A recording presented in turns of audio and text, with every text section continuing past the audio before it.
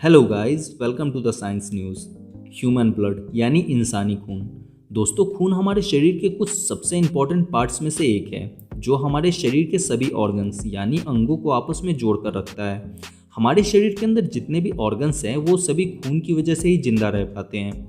आज की इस वीडियो में हम 3D एनिमेशन की मदद से जानेंगे कि हमारे शरीर में खून कैसे बनता है, यानी खून का निर्माण हमारे शरीर में कैसे होता है, और साथ में हम ये भी जानेंगे कि खून का हमारे शरीर में क्या काम है। 3D एनिमेशन की मदद से किसी भी चीज़ को समझना थोड़ा आसान हो जाता है। अगर आप भी साइंस की वीडियोस को 3D एनिमेशन की मदद से समझना चाहते हैं तो आप सब्सक्राइब कर सकते हैं द साइंस न्यूज़ को। तो चलिए अब जानते हैं हमारे ब्लड के बारे में।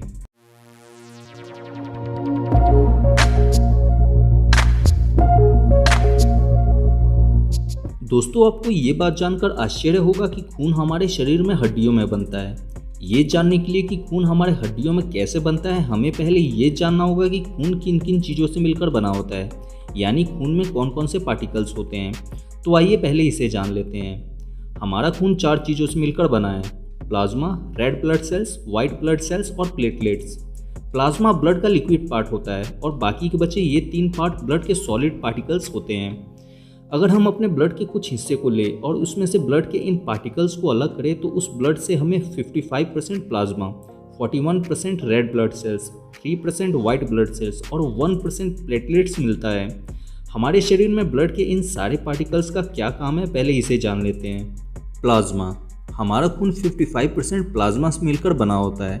प्लाज्मा 90% पानी से मिलकर बना होता है, बाकी इसके 10% में प्रोटीन और कुछ इलेक्ट्रोलाइट्स होते हैं। प्लाज्मा पीले रंग का होता है। अगर हम इसे खून से अलग करें तो ये हमें पीले रंग का दिखाई देता है।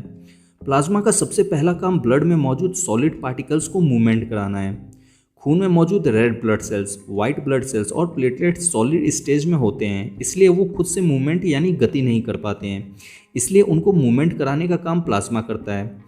प्लाज्मा में 2 प्रोटीन फाइब्रिनोजेन और प्रोथ्रोम्बिन होते हैं। ये दोनों प्रोटीन खून को जमाने का काम करते हैं। आपने देखा होगा कि जब हमारा शरीर कहीं कट जाता है तब खून शरीर से बाहर निकलने के थोड़ी देर बाद जम जाता है। ऐसा प्लाज्मा में मौजूद इन्हीं 2 प्रोटीन के कारण होता है। प्लाज्मा में हेपरिन नाम का एक और प्रोटीन होता है जो खून को जमने से रोकता है। अगर प्लाज्मा में हेपरिन ना हो तो फाइब्रिनोजेन और प्रोथ्रोम्बिन ये दोनों प्रोटीन खून को शरीर के अंदर ही जमा देंगे। हेपरिन खून को शरीर के अंदर जमने से रोकता है, लेकिन हवा के संपर्क में आने से हेपरिन मर जाता है। इसलिए जब खून शरीर से बाहर निकलता है तब हेपरिन के मर जाने के कारण फाइब्रिनोजेन और प्रोथ्रोम्बिन एक्टिव हो जाते हैं और खून को जमा देते हैं। Red blood cells. Red blood cells को शॉर्ट में आरबीसी भी कहते हैं। ये हमारे ब्लड में 41% होते हैं। हमारे पूरे शरीर के खून में इनकी संख्या 55 लाख के आसपास होती है। ये लाल रंग के होते हैं। इन्हीं के कारण हमारे खून का कलर लाल दिखाई देता है। इनका जीवन काल 120 दिन का होता है, यानी ये खून में 120 दिन तक जिंदा रहते हैं। रेड ब्लड सेल्स के अंदर हीमोग्लोबिन होता है और हीमोग्लोबिन के अंदर आयरन होता है। खून में रेड ब्लड सेल्स की कमी होने के कारण ही एनीमिया नाम की बीमारी होती है, जिसे रक्त अल्पता यानी खून की कमी भी कहते हैं। इसलिए एनीमिया होने पर डॉक्टर आयरन की टैबलेट देते हैं। हमारे शरीर में रेड ब्लड सेल्स किसी टैक्सी की तरह काम करते हैं। हमारा शरीर छोटी छोटी कोशिकाओं यानी सेल से मिलकर बना हुआ है और हर सेल्स को जिंदा रहने के लिए ऑक्सीजन की और कुछ न्यूट्रिशन की ज़रूरत होती है। हमारे शरीर में रेड ब्लड सेल्स का काम ऑक्सीजन और न्यूट्रिशन को ढोना है। रेड ब्लड सेल्स बॉडी के हर सेल्स तक ऑक्सीजन और न्यूट्रिशन को पहुंचाने का काम करते हैं। रेड ब्लड सेल्स हमारे फेफड़ों से ऑक्सीजन को लेकर हमारे शरीर के बॉडी सेल्स तक पहुंचाते हैं और उनसे कार्बन डाइऑक्साइड लेकर वापस फेफड़ों को दे देते हैं।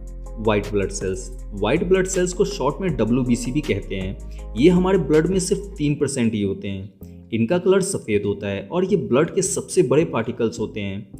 इनकी संख्या पूरे ब्लड में 10,000 के आसपास होती है। वाइट ब्लड सेल्स का जीवन काल सिर्फ 4 दिन का होता है, यानी ये 4 दिन में ही मर जाते हैं। वाइट ब्लड सेल्स का काम हमारे शरीर में बीमारियों से लड़ना है। वाइट ब्लड सेल्स ही हमारे शरीर के इम्यून सिस्टम यानी रोग प्रतिरोधक प्रणाली होते हैं। वाइट ब्लड सेल्स हमारे शरीर में सिक्योरिटी गार्ड की तरह काम करते हैं। जब हमारे शरीर में बाहर से कोई बैक्टीरिया या वायरस घुसकर अटैक करते हैं तब वाइट ब्लड सेल्स उन्हें ढूंढकर मार देते हैं। इस तरह से वाइट ब्लड सेल्स हमारे शरीर को बीमारियों और रोगों से बचाते हैं। प्लेटलेट्स।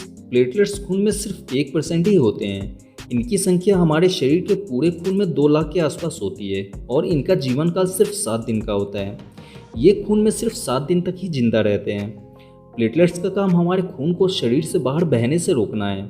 जब हमारा शरीर कहीं कट जाता है तब प्लेटलेट्स वहाँ इकट्ठा होकर उस जगह को ब्लॉक करने की कोशिश करते हैं ताकि वहाँ से ज़्यादा खून हमारे शरीर से बाहर ना निकल पाए। प्लेटलेट्स हमारे शरीर को ताकत देने का भी काम करते हैं क्योंकि इसमें कुछ हार्मोन्स और प्रोटीन होते हैं। हमने ब्लड के सारे पार्टिकल्स और उनके काम को जान लिया। आइए अब जानते हैं हमारे शरीर में खून कैसे बनता है। हमारे शरीर में खून हड्डियों में बनता है। हमारे शरीर में जितने भी लॉन्ग बोन्स यानी बड़ी हड्डियां हैं उन्हीं में खून का निर्माण होता है। हमारी हड्डी के अंदर लाल रंग की स्पंजी टिश्यू होते हैं, इन्हें अस्थि मज्जा यानी बोन मैरो कहते हैं। अगर आप नॉनवेज खाने वाले हैं तो आपने हड्डियों के अंदर लाल रंग की कुछ मटेरियल को जरूर देखा होगा। इस लाल कलर के मटेरियल को ही बोन मैरो कहते हैं।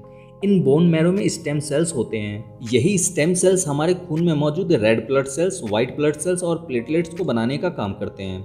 बोन मैरो हमारे शरीर में red blood cells, white blood cells और प्लेटलेट्स बनाने की फैक्ट्री होती है। हमारे शरीर की हड्डियां सिर्फ खून में मौजूद red blood cells, white blood cells और प्लेटलेट्स को ही बनाने का काम करती है। हमारे खून में मौजूद प्लाज्मा को बनाने का काम हमारा लीवर करता है। प्लाज्मा में मौजूद प्रोटीन फाइब्रिनोजेन, प्रोथ्रोम्बिन और हेपरिन को बनाने का काम हमारा लीवर ही करता है। उम्मीद है कि आप ये अच्छी तरह से जान चुके होंगे कि खून का निर्माण हमारे शरीर में कैसे होता है और खून का हमारे शरीर में क्या काम है। अगर आपको अभी भी इसमें कुछ समझ में नहीं आया है तो आप इंस्टाग्राम पर जुड़कर अपना कोई भी सवाल पर्सनली मुझसे पूछ सकते हैं।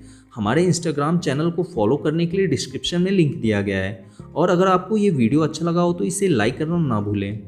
दोस्तों, आज हमारा साइंस बहुत तेजी से डेवलप हो रहा है। इसी की वजह से आज दुनिया में हर दिन नई नई खोज और आविष्कार होते रहते हैं।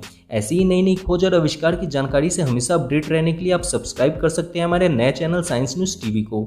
इस चैनल का लिंक मैंने नीचे डिस्क्रिप्शन में दे दिया है, आप उस पर जाकर इसे सब्सक्राइब कर सकते हैं।